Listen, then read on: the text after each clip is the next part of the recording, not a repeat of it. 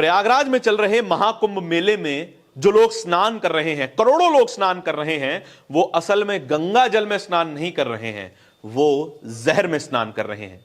ये कहते हुए हमारा ये उद्देश्य नहीं है कि हम किसी की भावना यहां हत करना चाहते हैं, मगर ये कहते हुए हमारा ये उद्देश्य है कि आपको ये जानकारी होनी चाहिए कि जिस सरकार ने ये जिम्मेदारी ली थी कि जो हम कुंभ मेला करवा रहे हैं वो एकदम सुचारू रूप से करवाया जाएगा, सारी व्यवस्थाएं एकदम टॉप नॉच होंगी, एकदम परफेक्ट होंगी, ऐसा नहीं हो रहा है। एक रिपोर्ट सामने आई है जो कहती है कि गंगा और यमुना, जहां संगम होता है गंगा यमुना का प्रयागराज में, वहां का जल बर्बाद हो चुका है, प्रदूषित हो चुका है।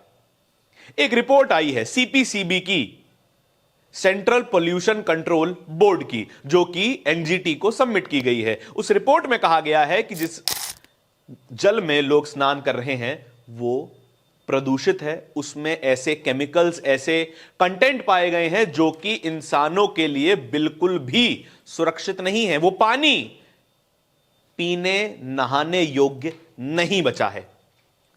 सरकार का दावा है कि लगभग 30 करोड़ से ज्यादा हिंदुओं ने वहां पर स्नान किया है, प्रयागराज में स्नान किया है, लेकिन वो जल अब प्रदूषित हो चुका है। एनजीटी को सबमिट की गई सीपीसीबी की रिपोर्ट यह बताती है कि 100 लीटर पानी में 2500 यूनिट फीकल कंटेंट पाया गया है, यानी कि सुएज कंटेंट, जो कि नालियों का पानी होता है, जो कि गंदा पानी होता है, वो पाया गया है। ऐसा पानी नहाने के लिए, स्नान करने के लिए, पवित्र स्नान करने के लिए और पीने योग्य कैसे हो सकता है, यह सरकार को बताना चाहिए। सरकार पे इसका इल्जाम क्यों है? आप कह सकते हैं कि इतने लोग स्नान कर रहे हैं, पानी तो गंदा होगा, लेकिन वो तो गंगा का पानी है, पवित्र है, चाहे जितना गंदा हो जाए। लेकिन अगर भौतिकता के स्तर पर देखा जाए तो बात साफ यह है कि सरकार गंगा की स्वच्छता, यमुना की स्वच्छता बनाए रखने में पूरी तरीके से फेल हो गई है। यह कोई पहली बार नहीं है। महाकुंभ पहली बार भले ही हो रहा हो, लेकिन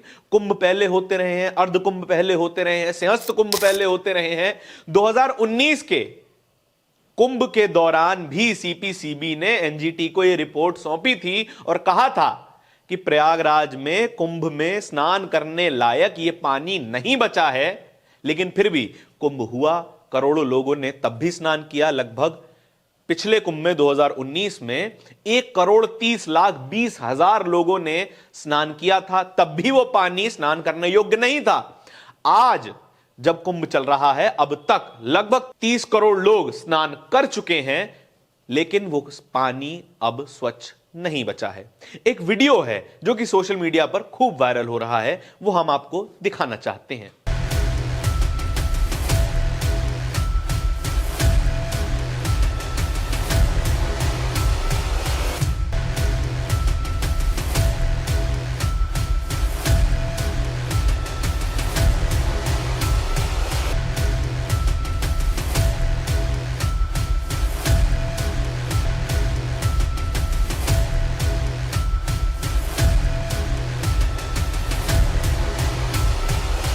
देखा आपने ये वीडियो?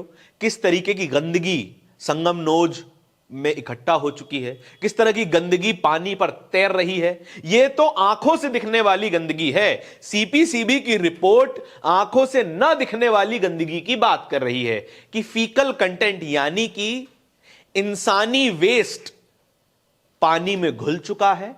अब वो पानी इस्तेमाल करने योग्य नहीं बचा है। क्या योगी सरकार को इसकी जानकारी पहले नहीं थी? पहले से इस बात की जानकारी एनजीटी ने योगी सरकार को दे दी थी। दिसंबर 2024 में एनजीटी ने योगी आदित्यनाथ सरकार को यह बताया था कि संगम का पानी इस्तेमाल करने योग्य नहीं है, नहाने योग्य नहीं है, लेकिन फिर भी कुंभ की कार्रवाई आगे बढ़ाई गई, कुंभ करवाया गया। इसके बाद भी एनजीटी ने एक और चेतावनी दी कि जो लोग स्नान करने जा रहे हैं उन लोगों को यह बताया जाए कि यह पानी प्रदूषित हो चुका है, यह पानी बर्बाद हो चुका है, इसमें स्नान करें तो सावधानी से करें। तो क्या आपने कहीं भी योगी आदित्यनाथ की यह घोषणा सुनी कि यह पानी प्रदूषित है? हम विफल हो गए पानी को साफ करने में। नमामि गंगे जो प्रोजेक्ट नरेंद्र मोदी ने लॉन्च किया था, वो प्रोजेक्ट भी पूरी तरीके से फेल हो चुका है, यह रिपोर्ट यह साबित कर देती है। करोड़ों लोगों को 144 साल की मार्केटिंग के जरिए बुलाया गया और योगी आदित्यनाथ ने बार बार यह कहा कि हमारे प्रबंध एकदम चाक चौबंद हैं, आपकी पूरी सुरक्षा का ध्यान रखा जाएगा, पूरी व्यवस्थाएं की जाएंगी, सारी सुविधाएं मिलेंगी। लेकिन उस पानी का क्या करेंगे जो कि लोग जिसके लिए आ रहे हैं, जिसमें स्नान करने आ रहे हैं, उस पानी का योगी आदित्यनाथ क्या करेंगे? वो तो प्रदूषित है ही, और योगी आदित्यनाथ इस पूरे प्रदूषण को कंट्रोल करने में फेल हो चुके हैं। ना सिर्फ योगी आदित्यनाथ, केंद्र की नरेंद्र मोदी सरकार भी फेल हुई, और जिन जिन राज्यों से होकर गंगा आती है, जिन जिन राज्यों से होकर यमुना आती है, वो भी राज्य इस प्रदूषण को कंट्रोल करने में फेल हो चुके हैं। सीपीसीबी की रिपोर्ट यह भी बताती है कि इस फीकल कंटेंट का सबसे बड़ा पोर्शन यमुना से आता है। प्रयागराज वो जगह है जहां पर गंगा, यमुना और सरस्वती नदी एक जगह पर आके मिल जाती हैं। इन तीनों ही नदियों की स्थिति पूरी तरीके से खराब है। सरस्वती एक अदृश्य नदी है, यमुना दृश्य है और गंगा भी दृश्य है, और इन दोनों ही नदियों की स्थिति पूरी तरीके से बर्बाद है। आप दिल्ली में जाकर जरा यमुना का नजारा देखिए, वो यमुना नदी कम, नाला ज्यादा दिखाई देती है। आप कानपुर में जाकर गंगा का नजारा देखिए, वहां पर भी गंगा नदी कम, नाला नजर आती है। और प्रयागराज में ये दोनों ही नदियां मिलकर एक विशाल नदी महागंगा बनाती है। लेकिन ये नदियां अब इस्तेमाल करने लायक पानी से युक्त नहीं है। लेकिन यह जानकारी उन लोगों तक नहीं पहुंचाई गई जो लोग स्नान करने आ रहे हैं। यह जानकारी उन लोगों तक नहीं पहुंचाई गई जो कि श्रद्धा के चलते स्नान करने आ रहे हैं। वे सोच रहे हैं कि योगी आदित्यनाथ सरकार ने हमारे लिए इतने ज्यादा प्रबंध किए हैं, इतना अच्छा बंदोबस्त किया है कि लोग भगदड़ में मर जा रहे हैं, लोग ट्रैफिक जैम में फंस जा रहे हैं। लेकिन उन लोगों की श्रद्धा के साथ, उन लोगों की आस्था के साथ योगी आदित्यनाथ ने खिलवाड़ किया है, यह ना बताकर कि उनकी पवित्र नदी की रक्षा करने में यह सरकार पूरी तरीके से फेल हो गई है। तमाम संस्थाओं ने, तमाम मॉनिटरिंग बोर्ड्स ने जानकारी पहले से ही सरकारों को दे दी थी कि आप जिस जल में स्नान करवाने के लिए लोगों को बुला रहे हैं, महाकुंभ का आयोजन करवा रहे हैं, वो लोगों के शरीर के लिए, स्वास्थ्य के लिए सुरक्षित नहीं है। लोग गंभीर रूप से बीमार पड़ सकते हैं, चर्म रोग हो सकता है। लेकिन तब भी करोड़ों लोगों की जान के साथ खिलवाड़ योगी आदित्यनाथ की सरकार ने किया और यह कुंभ आयोजित करवाया गया।